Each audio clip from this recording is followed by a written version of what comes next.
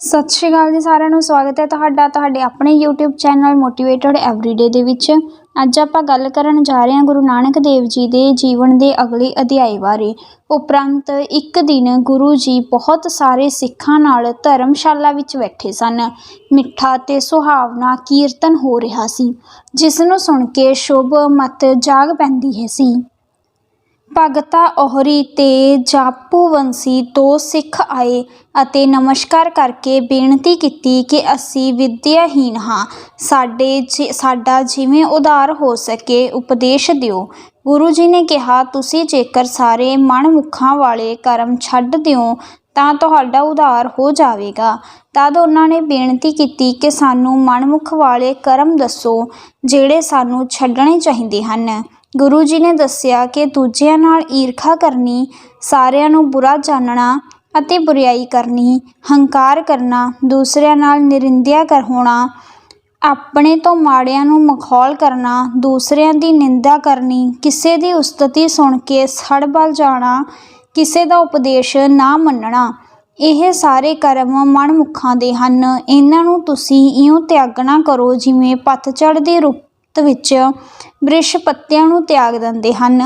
ਧਰਮ ਦੀ ਕਮਾਈ ਕਰਕੇ ਨਿਰਵਾਹ ਕਰਨਾ ਤੇ ਲੋੜਵੰਦ ਨੂੰ ਉਸ ਵਿੱਚੋਂ ਯਥਾ ਸ਼ਕਤ ਕਰ ਦੇਣਾ। ਇਹ ਉਪਦੇਸ਼ ਸੁਣ ਕੇ ਦੋਵੇਂ ਜਣੇ ਇਹ ਨਿਸ਼ਚਾ ਧਾਰ ਕੇ ਕਮਾਈ ਕਰਕੇ ਪਾਰਗਰਾਈ ਹੋ ਗਏ। ਇੱਕ ਦਿਨ ਸਿੰਹਾਂ ਗੱਜਣ ਦੋਵੇਂ ਭਰਾ ਗੁਰੂ ਜੀ ਦੀ ਸ਼ਰਨ ਆਏ, ਬੇਨਤੀ ਕੀਤੀ, ਮਹਾਰਾਜ ਸਾਨੂੰ 4 ਪਦਾਰਥਾਂ ਦੀ ਦਾਤ ਬਖਸ਼ੋ ਅਤੇ ਸਾਡਾ ਜਨਮ ਮਰਨ ਕੱਟ ਦਿਓ। ਗੁਰੂ ਜੀ ਨੇ ਕਿਹਾ, ਵਾਹਿਗੁਰੂ ਨਾਮ ਦਾ ਸਿਮਰਨ ਕਰੋ, ਤੁਹਾਨੂੰ 4 ਪਦਾਰਥ ਧਰਮ, ਅਰਥ, ਕਾਮ ਤੇ ਮੋਖ ਉਸ ਤੋਂ ਪ੍ਰਾਪਤ ਹੋ ਜਾਣਗੇ। ਉਹਨਾਂ ਨੇ ਕਿਹਾ, ਮਹਾਰਾਜ ਸਾਨੂੰ ਵਾਹਿਗੁਰੂ ਸ਼ਬਦ ਦੇ ਅਰਥ ਸਮਝਾਓ। ਗੁਰੂ ਜੀ ਨੇ ਕਿਹਾ, ਵਾਹੇ ਆਸ਼ਚਰਜ ਨੂੰ ਕਹਿੰਦੇ ਹਨ, ਜਿਸ ਦੀ ਸੱਤਿਆ ਸਾਰੇ ਜਗਤ ਵਿੱਚ ਪ੍ਰਗਟ ਹੈ, ਅਤੇ ਗੁਰੂ ਜੋ ਅੰਧਕਾਰ ਸਮਾਨ ਜੜ ਦੇਹੀ ਨੂੰ ਚੇਤਨ ਸੱਤਾ ਦਾ ਪ੍ਰਕਾਸ਼ ਦਿੰਦਾ ਹੈ, ਉਹ ਵਾਹਿਗੁਰੂ ਹੈ। ਉਹਨਾਂ ਨੇ ਇਹ ਵਚਨ ਮੰਨ ਕੇ ਵਾਹਿਗੁਰੂ ਨਾਮ ਦਾ ਸਿਮਰਨ ਆਰੰਭ ਕਰ ਦਿੱਤਾ ਔਰ ਸ਼ੁਭ ਕਰਮਾਂ ਵਿੱਚ ਪਰਿਵਰਤਨ ਹੋ ਗਿਆ। ਸ਼ੀਹੇ ਦੀ ਇੱਕ ਕੰਨਿਆ ਦਾ ਵਿਆਹ ਸੀ। ਉਸਨੇ ਜਨਮ ਵਾਸਤੇ ਬਹੁਤ ਤਰ੍ਹਾਂ ਦੇ ਭੋਜਨ, ਮਠਿਆਈ ਆਦਿਕ ਤਿਆਰ ਕਰਵਾਏ। ਅਚਨਚੇਤ ਹੀ ਗੁਰੂ ਜੀ ਦੇ ਦਰਸ਼ਨ ਵਾਸਤੇ ਜਾਂਦੇ ਹੋਏ ਸਿੱਖ ਉਸ ਦੇ ਘਰ ਆ ਗਏ। ਸ਼ੀਹੇ ਨੇ ਜਨਮ ਵਾਸਤੇ ਤਿਆਰ ਕੀਤਾ ਹੋਇਆ ਪਕਵਾਨ ਉਹਨਾਂ ਸਿੱਖਾਂ ਨੂੰ ਛਕਾ ਦਿੱਤਾ। ਦੂਸਰੇ ਦਿਨ ਜਨ ਨੇ ਆਉਣਾ ਸੀ, ਇਸ ਕਰਕੇ ਸ਼ੀਹੇ ਦੀ ਇਸਤਰੀ ਨੇ ਬਹੁਤ ਚਿੰਤਾ ਕਰਕੇ ਕਿਹਾ, ਕੱਲ੍ਹ ਬਰਾਤ ਆਏਗੀ ਤਾਂ ਉਸਨੂੰ ਕੀ ਦਿਆਂਗੇ। ਸ਼ੀਹੇ ਨੇ ਕਿਹਾ, ਗੁਰੂ ਜੀ 'ਤੇ ਭਰੋਸਾ ਰੱਖ, ਉਹ ਆਪ ਭੇਜ ਰੱਖਣਗੇ, ਤੂੰ ਚਿੰਤਾ ਨਾ ਕਰ। ਦੂਸਰੇ ਦਿਨ ਜਦ ਬਰਾਤ ਆਈ ਤਾਂ ਸ਼ੀਹੇ ਨੇ ਗੁਰੂ ਜੀ ਅੱਗੇ ਬੇਨਤੀ ਕੀਤੀ, ਹੇ ਸੱਚੇ ਪਾਤਸ਼ਾਹ, ਜਿਸ ਤਰ੍ਹਾਂ ਤੁਸੀਂ ਪਹਿਲਾਂ ਆਪਣੇ ਸਿੱਖਾਂ ਦੀ ਪੇਜ ਰੱਖਦੇ ਆਏ ਹੋ, ਅੱਜ ਮੇਰੀ ਵੀ ਰੱਖਣੀ, ਮੈਂ ਤੁਹਾਡੀ ਸ਼ਰਨ ਹਾਂ। ਇਹ ਅਰਦਾਸ ਕਰਕੇ ਜਦ ਸ਼ੀਹੇ ਨੇ ਚੰਦਰਾ ਖੋਲ੍ਹ ਕੇ ਵੇਖਿਆ ਤਾਂ ਕੋਠਾ ਜਿਉਂ ਦਾ ਤਿਉਂ ਪਕਵਾਨ ਨਾਲ ਭਰਪੂਰ ਸੀ। ਇਹ ਗੁਰੂ ਜੀ ਦੀ ਮਿਹਰ ਵੇਖ ਕੇ ਸ਼ੀਹਾ ਤੇ ਉਸਦੀ ਇਸਤਰੀ ਨੇ ਬੜੀ ਪ੍ਰਸੰਨਤਾ ਨਾਲ ਸਾਰੀ ਜਨ ਨੂੰ ਭੋਜਨ ਵਰਤਾ ਕੇ ਤ੍ਰਿਪਤ ਕੀਤਾ। ਇੱਕ ਦਿਨ ਫਿਰਨਾ ਖਹਿਰਾ ਤੇ ਜੋਧ ਮਨ ਵਿੱਚ ਉਪਦੇਸ਼ ਲੈਣ ਦੀ ਇੱਛਾ ਧਾਰ ਕੇ ਗੁਰੂ ਜੀ ਪਾਸ ਆਏ ਅਤੇ ਬੇਨਤੀ ਕੀਤੀ ਕਿ ਜਿਸ ਨਾਲ ਸਾਡੀ ਕਲਿਆਣ ਹੋਵੇ, ਸਾਨੂੰ ਉਹ ਉਪਦੇਸ਼ ਦਿਓ। ਸਾਡੇ ਮਨ ਵਿੱਚ ਸਿੱਖੀ ਪ੍ਰਾਪਤ ਹੋ ਜਾਵੇ ਤੇ ਮੁੜ ਸਾਨੂੰ ਜੰਮਣਾ ਜਾਂ ਮਰਨਾ ਨਾ ਪਵੇ।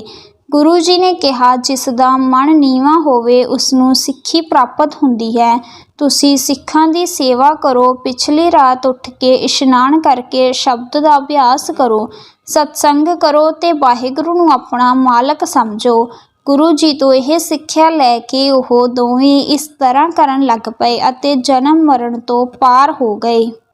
ਇਸ ਤਰ੍ਹਾਂ ਹੋਰ ਵੀ ਬੇਅੰਤ ਲੋਕਾਂ ਨੂੰ ਉਪਦੇਸ਼ ਦੇ ਕੇ ਆਤਮਕ ਗਿਆਨ ਦਿੱਤਾ ਅਤੇ ਉਹਨਾਂ ਦਾ ਉਧਾਰ ਕੀਤਾ। ਗੁਰੂ ਜੀ ਨੇ ਸੰਸਾਰ ਵਿੱਚ ਸਿੱਖੀ ਦੀ ਨਦੀ ਵਗਾ ਦਿੱਤੀ। ਮੱਛੀ ਦੀ ਤਰ੍ਹਾਂ ਸਿੱਖ ਇਸ ਸਿੱਖੀ ਦੀ ਨਦੀ ਤੋਂ ਵਿਛੜਨਾ ਨਹੀਂ ਸਨ ਚਾਹੁੰਦੇ। ਸ਼ਬਦ ਦਾ ਅਭਿਆਸ ਅਤੇ ਸਤਿਨਾਮ ਦਾ ਸਿਮਰਨ ਸਿੱਖ ਕਰਨ ਲੱਗ ਪਏ। ਸਿੱਖੀ ਦਾ ਪ੍ਰੇਮ ਵੇਖਣ ਵਾਸਤੇ ਮੈਨੂੰ ਨਾਲ ਲੈ ਕੇ ਗੁਰੂ ਜੀ ਇੱਕ ਪਿੰਡ ਵਿੱਚ ਚਲੇ ਗਏ। ਉੱਥੇ ਇੱਕ ਤਰਖਾਣ ਸਿੱਖ ਰਹਿੰਦਾ ਸੀ ਜੋ ਆਏ ਗਏ ਅਤਿਥੀ ਦੀ ਬਹੁਤ ਸੇਵਾ ਕਰਦਾ ਸੀ ਅਤੇ ਜੇ ਘਰ ਨਾ ਹੋਵੇ ਤਾਂ ਦੂਸਰੇ ਘਰਾਂ ਤੋਂ ਮੰਗ ਕੇ ਪ੍ਰਸ਼ਾਦਾ ਪਾਣੀ ਛਕਾ ਦਿੰਦਾ ਸੀ। ਜਦ ਗੁਰੂ ਜੀ ਉਸ ਦੇ ਘਰ ਗਏ ਤਾਂ ਉਸ ਨੇ ਆਪਣੀ ਇਸਤਰੀ ਨੂੰ ਪ੍ਰਸ਼ਾਦ ਤਿਆਰ ਕਰਨ ਵਾਸਤੇ ਕਿਹਾ। ਇਸਤਰੀ ਨੇ ਕਿਹਾ, ਜੀ ਘਰ ਵਿੱਚ ਆਟਾ ਨਹੀਂ ਹੈ। ਤਦ ਤਰਖਾਣ ਸਿੱਖ ਪਿੰਡ ਵਿੱਚੋਂ ਆਟਾ ਮੰਗਣ ਚਲਿਆ ਗਿਆ, ਪਰ ਉਸ ਨੂੰ ਕਿਸੇ ਵੀ ਆਟਾ ਨਾ ਦਿੱਤਾ। ਉਸ ਨੂੰ ਬੜੀ ਚਿੰਤਾ ਲੱਗ ਗਈ ਕਿ ਇਹਨਾਂ ਨੂੰ ਭੋਜਨ ਕਿੱਥੋਂ ਛਕਾਵਾਂ। ਐਨੇ ਨੂੰ ਉਸ ਨੂੰ ਪਤਾ ਲੱਗਾ ਕਿ ਬਾਹਰ ਰਾਜੇ ਨੇ ਛਿੰਝ ਪਵਾਹੀ ਹੈ।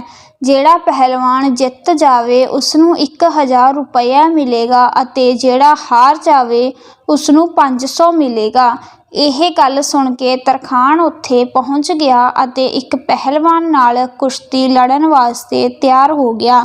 ਜਦ ਪਹਿਲਵਾਨ ਨੇ ਇਸ ਨੂੰ ਮਾੜਾ ਵੇਖ ਕੇ ਆਖਿਆ ਕਿ ਕਿਉਂ ਮਰਨ ਲੱਗਾ ਹੈ, ਤਦ ਇਸ ਨੇ ਆਪਣੀ ਸਾਰੀ ਗੱਲ ਸੁਣਾਈ ਅਤੇ ਕਿਹਾ ਕਿ ਇਸ ਹਾਲਤ ਵਿੱਚ ਜਦ ਘਰ ਆਏ ਅਤਿਥੀ ਸੰਤ ਦੀ ਸੇਵਾ ਨਾ ਹੋ ਸਕੇ ਤਾਂ ਮਰ ਜਾਣਾ ਹੀ ਚੰਗਾ ਹੈ। ਇਹ ਗੱਲ ਸੁਣ ਕੇ ਪਹਿਲਵਾਨ ਬਹੁਤ ਖੁਸ਼ ਹੋਇਆ ਅਤੇ ਕਿਹਾ ਕਿ ਤੂੰ ਪਰਉਪਕਾਰ ਵਾਸਤੇ ਪ੍ਰਾਣ ਦੇਣ ਨੂੰ ਵੀ ਤਿਆਰ ਹੈ, ਤੂੰ ਧੰਨ ਹੈ। ਪਹਿਲਵਾਨ ਨੇ ਉਸ ਨਾਲ ਕੁਸ਼ਤੀ ਲੜਨੀ ਮੰਨ ਲਈ ਅਤੇ ਪਰ ਸਵਾਰਥ ਵਾਸਤੇ 2-4 ਹੱਥ ਮਾਰ ਕੇ ਤਰਖਾਣ ਪਾਸੋਂ ਪਿੱਠ ਲਵਾ ਲਈ। ਲੋਕ ਇਹ ਕੌਤਕ ਵੇਖ ਕੇ ਬੜੇ ਹੈਰਾਨ ਹੋਏ। ਰਾਜੇ ਨੇ ਇੱਕ ਚੰਗੀ ਪੋਸ਼ਾਕ ਤੇ 1000 ਰੁਪਇਆ ਇਸ ਨੂੰ ਇਨਾਮ ਵਜੋਂ ਦਿੱਤਾ, ਜਿਸ ਨੂੰ ਲੈ ਕੇ ਇਹ ਬੜੀ ਖੁਸ਼ੀ ਨਾਲ ਘਰ ਆਇਆ ਅਤੇ ਗੁਰੂ ਜੀ ਵਾਸਤੇ ਨਾਨਾ ਪ੍ਰਕਾਰ ਦੇ ਭੋਜਨ ਤਿਆਰ ਕਰਵਾ ਕੇ ਪ੍ਰੇਮ ਨਾਲ ਛਕਾਏ।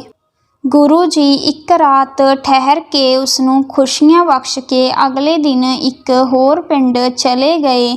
ਇੱਥੇ ਇੱਕ ਗਰੀਬ ਤਰਖਾਣ ਰਹਿੰਦਾ ਸੀ ਜੋ ਘਰ ਆਏ ਸੰਤ ਅਤਿਥੀ ਦੀ ਬੜੀ ਪ੍ਰੇਮ ਨਾਲ ਅੰਨ ਜਲ ਦੀ ਸੇਵਾ ਕਰਦਾ ਸੀ। ਜੇ ਉਸ ਦੇ ਘਰ ਪਹੁੰਚ ਨਾ ਹੋਵੇ ਤਾਂ ਪਿੰਡ ਵਿੱਚੋਂ ਮੰਗ ਕੇ ਪ੍ਰਸ਼ਾਦਾ ਪਾਣੀ ਛਕਾ ਦਿੰਦਾ ਸੀ। ਪਹਿਲੇ ਦਿਨ ਉਸਨੇ ਘਰ ਦੀਆਂ ਚੀਜ਼ਾਂ ਵੇਚ ਕੇ ਗੁਰੂ ਜੀ ਨੂੰ ਪ੍ਰਸ਼ਾਦ ਦਾ ਪਾਣੀ ਛਕਾਇਆ। ਦੂਸਰੇ ਦਿਨ ਉਸਨੇ ਆਪਣੇ ਸਿਰ ਦੇ ਵਾਲਾਂ ਦਾ ਰੱਸਾ ਪੱਟ ਕੇ ਉਸ ਨੂੰ ਵੇਚ ਕੇ ਪ੍ਰਸ਼ਾਦ ਤਿਆਰ ਕਰਨ ਵਾਸਤੇ ਆਪਣੀ ਇਸਤਰੀ ਨੂੰ ਆਖਿਆ। ਇਸਤਰੀ ਜਦ ਚੁੱਲ੍ਹੇ ਵਿੱਚ ਅੱਗ ਬਾਲ ਕੇ ਆਪਣੇ ਕੁੱਛੜ ਦੇ ਬੱਚੇ ਨੂੰ ਪਾਸ ਬਿਠਾ ਕੇ ਆਪ ਪਾਣੀ ਲੈਣ ਵਾਸਤੇ ਗਈ ਤਾਂ ਪਿੱਛੋਂ ਬੱਚਾ ਅੱਗ ਵਿੱਚ ਡਿੱਗ ਕੇ ਸੜ ਗਿਆ। ਇਸਤਰੀ ਨੇ ਲੜਕੇ ਨੂੰ ਸੜਿਆ ਵੇਖ ਕੇ ਸੋਚਿਆ ਕਿ ਜੇ ਮੈਂ ਰੋਈ ਪਿੱਟੀ ਤਾਂ ਸੰਤ ਭੁੱਖੇ ਹੀ ਉੱਠ ਕੇ ਚਲੇ ਜਾਣਗੇ ਅਤੇ ਸੰਤ ਅਤਿਥੀ ਨੂੰ ਘਰੋਂ ਭੇਜਣ ਦਾ ਸਾਨੂੰ ਬੜਾ ਪਾਪ ਲੱਗੇਗਾ। ਇਹ ਸੋਚ ਕੇ ਉਸਨੇ ਬੱਚੇ ਨੂੰ ਕੱਪੜੇ ਵਿੱਚ ਲਪੇਟ ਕੇ ਕੋਠੇ ਅੰਦਰ ਲੰਮਾ ਪਾ ਦਿੱਤਾ ਤੇ ਆਪ ਭੋਜਨ ਤਿਆਰ ਕਰਨ ਲੱਗ ਪਈ। ਬੜੇ ਪ੍ਰੇਮ ਨਾਲ ਭੋਜਨ ਤਿਆਰ ਕਰਕੇ ਉਹਨਾਂ ਨੇ ਭੋਜਨ ਗੁਰੂ ਜੀ ਅੱਗੇ ਰੱਖਿਆ ਤਾਂ ਆਪ ਜੀ ਨੇ ਕਿਹਾ, ਬਾਲਕ ਨੂੰ ਬੁਲਾਓ, ਉਹ ਆਵੇਗਾ ਤਾਂ ਭੋਜਨ ਛਕਾਂਗੇ। ਅੱਗੋਂ ਜਦ ਸਿੱਖਣੀ ਚੁੱਪ ਕਰ ਰਹੀ ਤਾਂ ਗੁਰੂ ਜੀ ਨੇ ਕਿਹਾ ਕਿ ਬੱਚੇ ਦਾ ਨਾਮ ਕੀ ਰੱਖਿਆ ਹੈ। ਸਿੱਖ ਨੇ ਕਿਹਾ, ਲਾਲਾ ਨਾਮ ਹੈ। ਨਾਮ ਸੁਣ ਕੇ ਗੁਰੂ ਜੀ ਨੇ ਜਦ ਆਵਾਜ਼ ਦੇ ਕੇ ਆਖਿਆ, ਆਓ ਲਾਲਾ ਖਾਣਾ ਖਾਓ, ਤਾਂ ਬਾਲਕ ਤਤਕਾਲ ਹੀ ਉੱਠਿਆ ਤੇ ਤੁਰ ਕੇ ਗੁਰੂ ਜੀ ਪਾਸ ਆ ਗਿਆ। ਗੁਰੂ ਜੀ ਨੂੰ ਆਪਣੇ ਹੱਥਾਂ ਨਾਲ ਉਸ ਨੂੰ ਖਾਣਾ ਖਵਾਉਂਦੇ ਵੇਖ ਕੇ ਸਿੱਖ ਸਿੱਖਣੀ ਬੜੇ ਖੁਸ਼ ਹੋਏ ਅਤੇ ਗੁਰੂ ਜੀ ਦੇ ਚਰਨਾਂ 'ਤੇ ਮੱਥਾ ਟੇਕਿਆ। ਦੂਸਰੇ ਦਿਨ ਫਿਰ ਘਰ ਵਿੱਚ ਅੰਨ ਨਹੀਂ ਸੀ, ਇਸ ਕਰਕੇ ਬਾਲਕ ਨੂੰ ਵੇਚਣ ਵਾਸਤੇ ਜਦ ਬਾਜ਼ਾਰ ਲੈ ਕੇ ਤੁਰੇ ਤਾਂ ਗੁਰੂ ਜੀ ਨੇ ਪੁੱਛਿਆ, ਇਸ ਨੂੰ ਕਿੱਥੇ ਲੈ ਚੱਲੇ ਹੋ? ਸਿੱਖ ਨੇ ਕਿਹਾ, ਮਹਾਰਾਜ ਆਪ ਅੰਤਰਯਾਮੀ ਹੋ, ਸਾਨੂੰ ਕੀ ਪੁੱਛਦੇ ਹੋ? ਗੁਰੂ ਜੀ ਨੇ ਬੱਚੇ ਨੂੰ ਬਾਹੋਂ ਫੜ ਕੇ ਆਖਿਆ, ਹੇ ਲਾਲਾ, ਤੇਰੇ ਮਾਤਾ ਪਿਤਾ ਤੈਨੂੰ ਬਾਜ਼ਾਰ ਜਾ ਕੇ ਵੇਚ ਦੇਣਗੇ, ਫਿਰ ਤੈਨੂੰ ਆਪਣੇ ਮਾਲਕ ਦੀ ਸੇਵਾ ਕਰਨੀ ਪਵੇਗੀ, ਚੱਕੀ ਪੀਸਣੀ ਪਵੇਗੀ ਤੇ ਪਾਣੀ ਢੋਣਾ ਪਵੇਗਾ, ਪੱਖਾ ਝੱਲਣਾ ਪਵੇਗਾ, ਪੈਰ ਧੋਣੇ, ਹੋਰ ਵੀ ਸਭ ਕੰਮ ਕਰਨੇ ਪੈਣਗੇ। ਫਿਰ ਕੀ ਕਰੇਂਗਾ? ਲਾਲੇ ਨੇ ਕਿਹਾ, ਜੀ ਮੈਂ ਆਪਣੇ ਮਾਲਕ ਦੀ ਆਗਿਆ ਅਨੁਸਾਰ ਰਹਾਂਗਾ, ਜੋ ਹੁਕਮ ਕਰੇਗਾ ਸੋ ਮੰਨਾਂਗਾ। ਗੁਰੂ ਜੀ ਨੇ ਕਿਹਾ, ਹੇ ਵਾਹਿਗੁਰੂ, ਅਸੀਂ ਤੇਰੇ ਮੁੱਲ ਖਰੀਦੇ ਦਾਸ ਹਾਂ। ਜੋ ਕੰਮ ਤੁਸੀਂ ਆਖੋਗੇ ਸੋਈ ਕਰ ਲੱਗ ਜਾਵਾਂਗੇ। ਤੂੰ ਸਦਾ ਹੀ ਦਇਆ ਕਰਨ ਵਾਲਾ ਹੈ, ਸਭ ਵਿੱਚ ਤੇਰੀ ਹੀ ਜੋਤ ਸਮਾਈ ਹੋਈ ਹੈ। ਫਿਰ ਆਪ ਜੀ ਨੇ ਕਿਰਪਾ ਦ੍ਰਿਸ਼ਟੀ ਕਰਕੇ ਉਸ ਗਰੀਬ ਸਿੱਖਾਂ ਨੂੰ ਨਿਉ-ਨਿਧਾਂ ਬਖਸ਼ ਦਿੱਤੀਆਂ ਅਤੇ ਉਸ ਨੂੰ ਹਰ ਪ੍ਰਕਾਰ ਨਿਹਾਲ ਕਰਕੇ ਉੱਥੋਂ ਚੱਲ ਕੇ ਇੱਕ ਹੋਰ ਸਿੱਖ ਦੇ ਘਰ ਦੂਸਰੇ ਪਿੰਡ ਗਏ। ਦੂਸਰੇ ਪਿੰਡ ਇੱਕ ਸਿੱਖ ਰਹਿੰਦਾ ਸੀ, ਜੋ ਪਿੰਡ ਵਿੱਚ ਆਏ ਸੰਤ ਨੂੰ ਆਪਣੇ ਘਰ ਲਿਜਾ ਕੇ ਉਸ ਦੀ ਬੜੇ ਪ੍ਰੇਮ ਨਾਲ ਸੇਵਾ ਕਰਦਾ ਸੀ ਅਤੇ ਕਹਿੰਦਾ ਸੀ ਕਿ ਸਾਧੂ ਦੇ ਦਰਸ਼ਨ ਦਾ ਮਹਾਤਮ ਮੈਨੂੰ ਦੱਸੋ। ਉਸ ਦੀ ਇੱਛਾ ਪੂਰੀ ਕਰਨ ਵਾਸਤੇ ਗੁਰੂ ਜੀ ਉਸ ਦੇ ਘਰ ਚਲੇ ਗਏ। ਉਸਨੇ ਗੁਰੂ ਜੀ ਦੀ ਬੜੇ ਪ੍ਰੇਮ ਨਾਲ ਸੇਵਾ ਕਰਕੇ ਪੁੱਛਿਆ ਕਿ ਮੇਰੇ ਇਸ ਪ੍ਰਸ਼ਨ ਦਾ ਕਿਸੇ ਨੇ ਉੱਤਰ ਨਹੀਂ ਦਿੱਤਾ। ਆਪ ਕਿਰਪਾ ਕਰਕੇ ਦੱਸੋ ਕਿ ਸਾਧੂ ਦਰਸ਼ਨ ਕਰਨ ਦਾ ਕੀ ਮਹਾਤਮ ਹੁੰਦਾ ਹੈ। ਗੁਰੂ ਜੀ ਨੇ ਕਿਹਾ, ਤੂੰ ਵੱਡੀ ਉਜਾੜ ਵਿੱਚ ਚੱਲਿਆ ਜਾ। ਉੱਥੇ ਇੱਕ ਬ੍ਰਿਕਸ਼ ਹੇਠਾਂ ਵਾਹਿਗੁਰੂ ਆਖ ਕੇ ਬੈਠ ਜਾਵੀਂ। ਉੱਥੇ ਤੇਰੇ ਪ੍ਰਸ਼ਨ ਦਾ ਤੈਨੂੰ ਉੱਤਰ ਮਿਲੇਗਾ। ਇਹ ਬਚਨ ਮੰਨ ਕੇ ਉਹ ਉਜਾੜ ਵਿੱਚ ਜਾ ਕੇ ਵਾਹਿਗੁਰੂ ਆਖ ਕੇ ਇੱਕ ਬ੍ਰਿਕਸ਼ ਹੇਠਾਂ ਬੈਠ ਗਿਆ। ਤਦ ਉਸ ਬ੍ਰਿਕਸ਼ ਉੱਤੇ ਜਿਹੜੇ 2 ਕਾਂ ਬੈਠੇ ਸਨ, ਉਹ ਚਿੱਟੇ ਬਗਲੇ ਹੋ ਗਏ। ਕੁਛ ਸਮਾਂ ਬੈਠ ਕੇ ਉਹ ਵਾਪਿਸ ਆ ਗਿਆ ਅਤੇ ਗੁਰੂ ਜੀ ਨੂੰ ਦੱਸਿਆ ਕਿ ਉੱਥੋਂ ਮੈਨੂੰ ਕੋਈ ਉੱਤਰ ਨਹੀਂ ਮਿਲਿਆ। ਤਦ ਗੁਰੂ ਜੀ ਨੇ ਕਿਹਾ, ਕੱਲ੍ਹ ਫਿਰ ਉੱਥੇ ਜਾਣਾ, ਉੱਤਰ ਮਿਲ ਜਾਵੇਗਾ। ਦੂਸਰੇ ਦਿਨ ਜਦ ਉਹ ਉੱਥੇ ਜਾ ਕੇ ਬੈਠਾ ਤਾਂ ਕੱਲ੍ਹ ਵਾਲੇ 2 ਬਗਲੇ ਹੰਸ ਹੋ ਗਏ। ਉਸਨੇ ਵਾਪਸ ਆਣ ਕੇ ਗੁਰੂ ਜੀ ਨੂੰ ਇਹੀ ਗੱਲ ਦੱਸੀ ਤਾਂ ਆਪ ਜੀ ਨੇ ਕਿਹਾ, ਕੱਲ੍ਹ ਫਿਰ ਜਾਣਾ। ਜਦ ਫਿਰ ਅਗਲੇ ਦਿਨ ਗਿਆ ਤਾਂ ਉਹ ਦੋਵੇਂ ਹੰਸ ਉਸਨੂੰ ਵੇਖ ਕੇ 2 ਮਨੁੱਖ ਹੋ ਗਏ। ਤਦ ਉਸਨੇ ਉਹਨਾਂ ਨੂੰ ਪੁੱਛਿਆ ਕਿ ਸੰਤ ਮਿਲਾਪ ਦਾ ਕੀ ਫਲ ਹੈ। ਉਸਨਾਂ ਨੇ ਕਿਹਾ, ਤੈਨੂੰ ਅਜੇ ਤੱਕ ਇਸ ਦਾ ਪਤਾ ਨਹੀਂ ਲੱਗਾ ਕਿ ਪਹਿਲੇ ਦਿਨ ਅਸੀਂ ਤੇਰੇ ਦਰਸ਼ਨ ਕਰਕੇ ਕਾਵਾਂ ਤੋਂ ਬਗਲੇ ਹੋ ਗਏ ਸਾਂ। ਦੂਜੇ ਦਿਨ ਦਰਸ਼ਨ ਕਰਕੇ ਬਗਲਿਆਂ ਤੋਂ ਹੰਸ ਹੋ ਗਏ ਅਤੇ ਤੀਜੇ ਦਿਨ ਹੰਸਾਂ ਤੋਂ ਮਨੁੱਖ ਹੋ ਗਏ। ਧੰਨ ਤੂੰ ਹੈ ਤੇ ਧੰਨ ਤੇਰੇ ਗੁਰੂ ਹਨ, ਜਿਨ੍ਹਾਂ ਦੀ ਕਿਰਪਾ ਨਾਲ ਅਸੀਂ ਉੱਤਮ ਦੇਹੀ ਪਾਈ ਹੈ। ਇਹ ਸਾਧ ਮਿਲਾਪ ਦਾ ਫਲ ਹੈ। ਕਿਰਪਾ ਕਰਕੇ ਸਾਨੂੰ ਵੀ ਆਪਣੇ ਸਤਿਗੁਰ ਦੇ ਦਰਸ਼ਨ ਕਰਾਓ, ਸਾਡਾ ਵੀ ਜਨਮ ਮਰਨ ਕੱਟਿਆ ਜਾਵੇ। ਉਹ ਸਿੱਖ ਉਹਨਾਂ ਦੋਹਾਂ ਨੂੰ ਗੁਰੂ ਜੀ ਪਾਸ ਲੈ ਆਇਆ। ਗੁਰੂ ਜੀ ਨੇ ਉਹਨਾਂ ਨੂੰ ਸਤਨਾਮ ਦਾ ਉਪਦੇਸ਼ ਦੇ ਕੇ ਨਿਹਾਲ ਕਰ ਦਿੱਤਾ ਅਤੇ ਆਪ ਵਾਪਿਸ ਕਰਤਾਰਪੁਰ ਆ ਗਏ। ਭਾਈ ਬਾਲੇ ਨੇ ਕਿਹਾ, ਮਹਾਰਾਜ, ਗੁਰੂ ਜੀ ਕਰਤਾਰਪੁਰ ਆਣ ਕੇ ਨਿਤਨੇਮ ਅਨੁਸਾਰ ਸਵਾ ਪਹਿਰ ਰਾਤ ਰਹਿੰਦੀ ਜਾਗ ਕੇ ਰਾਵੀ ਨਦੀ ਵਿੱਚ ਇਸ਼ਨਾਨ ਕਰਕੇ ਕਿਨਾਰੇ ਉੱਤੇ ਸਤਨਾਮ ਦੇ ਸਿਮਰਨ ਵਿੱਚ ਅੰਤਰ ਧਿਆਨ ਹੋ ਕੇ ਬੈਠ ਜਾਂਦੇ।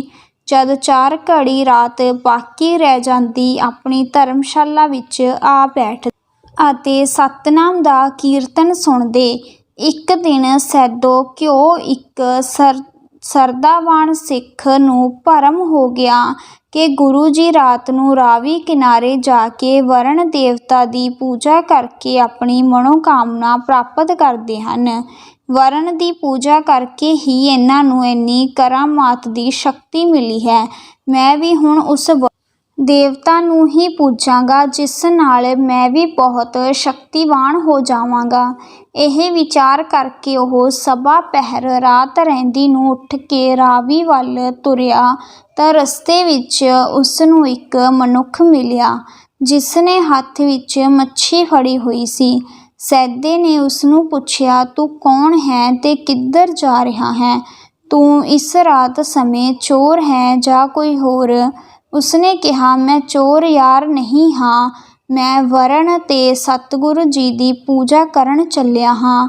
ਮੈਂ ਨਿਤ ਪ੍ਰਤੀ ਉਹਨਾਂ ਦੀ ਪੂਜਾ ਤੇ ਦਰਸ਼ਨ ਕਰਦਾ ਹਾਂ। ਸੈਦਾ ਨੇ ਕਿਹਾ, ਮੇਰਾ ਤਾਂ ਇਹ ਵਿਚਾਰ ਸੀ ਕਿ ਗੁਰੂ ਜੀ ਤੇਰੀ ਪੂਜਾ ਕਰਦੇ ਹਨ, ਜਿਸ ਕਰਕੇ ਉਹਨਾਂ ਪਾਸ ਬਹੁਤ ਕਰਾਮਾਤ ਹੋ ਗਈ ਹੈ। ਵਰਣ ਨੇ ਕਿਹਾ, ਜਗਤ ਦਾ ਉਧਾਰ ਕਰਨ ਵਾਸਤੇ ਅਕਾਲ ਪੁਰਖ ਨੇ ਆਪਣਾ ਗੁਰੂ ਨਾਨਕ ਸਰੀਰ ਧਾਰਨ ਕੀਤਾ ਹੈ। ਤੂੰ ਦ੍ਰਿੜ ਨਿਸ਼ਚਾ ਧਾਰ ਕੇ ਉਹਨਾਂ ਦੇ ਚਰਨ ਕਮਲਾਂ ਦੀ ਸੇਵਾ ਕਰ।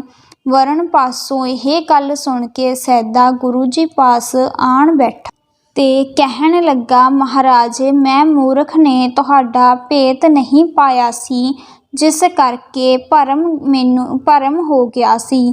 ਪਰ ਹੁਣ ਮੈਂ ਤੁਹਾਡਾ ਪ੍ਰਤਾਪ ਜਾਣ ਲਿਆ ਹੈ ਅਤੇ ਹੁਣ ਮੇਰੀ ਸ਼ਰਧਾ ਦ੍ਰਿੜ ਹੋ ਗਈ ਹੈ ਅਤੇ